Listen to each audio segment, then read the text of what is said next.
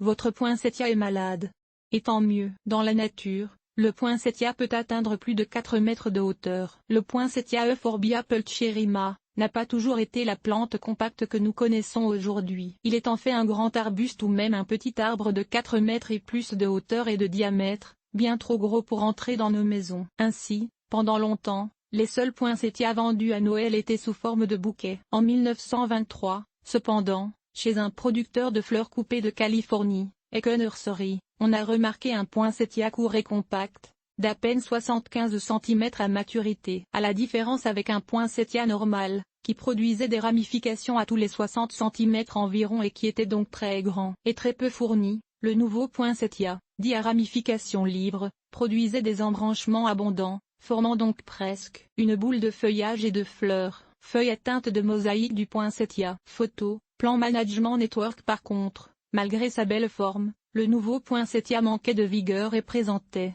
lorsque le moindrement stressé, un feuillage irrégulièrement maculé de jaune, un effet très peu intéressant. De plus, d'autres poinsettias dans la même serre ont commencé à produire des plantes avec les mêmes symptômes. On a vite présumé que la ramification libre était en fait une maladie, associée avec la marbrure du feuillage. En effet, des études ont démontré que la marbrure était causée par un virus, qu'on nomma la mosaïque du poinsettia, PNMV. Donc, le poinsettia compact ne semblait plus une bonne chose, mais plutôt un désastre pour l'industrie bourgeonnante du poinsettia. On recommandait de détruire à vue les poinsettias compacts pour ne pas que la maladie s'attaque à d'autres poinsettias. Une expérience qui a porté fruit cependant. Des scientifiques de l'époque expérimentaient avec des traitements contre différentes mosaïques chez les végétaux et avaient découvert qu'un traitement à la chaleur pouvait détruire le virus. En traitant des poinsettias virosés, on a donc réussi à les débarrasser de la mosaïque et le feuillage était redevenu d'un beau vert, sans marbrure. Mais au grand étonnement des scientifiques, les plantes sont restées compactes et bien ramifiées. Qu'est-ce qui s'était passé?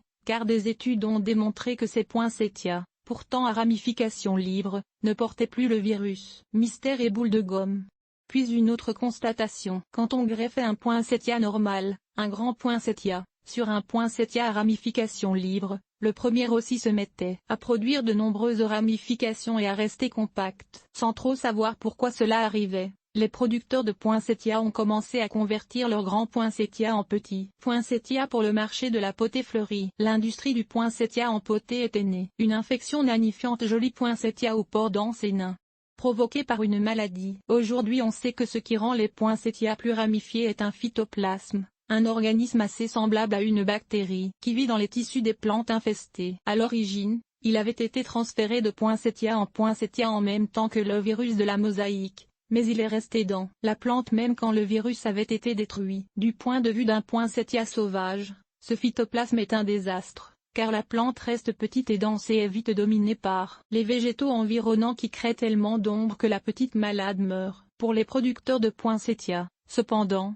le phytoplasme est une bénédiction, il donne des plantes basses et compactes, mais autrement aussi vigoureuses qu'un poinsettia sans phytoplasme, des plantes facilement acceptées par le public comme plantes de Noël. De plus, on pouvait transmettre ce phytoplasme à tout autre poinsettia via le greffage, mais pas, curieusement, à aucune autre plante. Aujourd'hui tous les poinsettias vendus en pot sont infestés de phytoplasme. Une belle maladie quand vous contemplez votre magnifique poinsettia, dense et fourni comme on les aime. Il est curieux de penser qu'en fait il est malade. Mais le phytoplasme est une maladie essentiellement bénigne et ne cause pas de tort à la plante autre que de la laisser bien ramifiée. Heureuse maladie.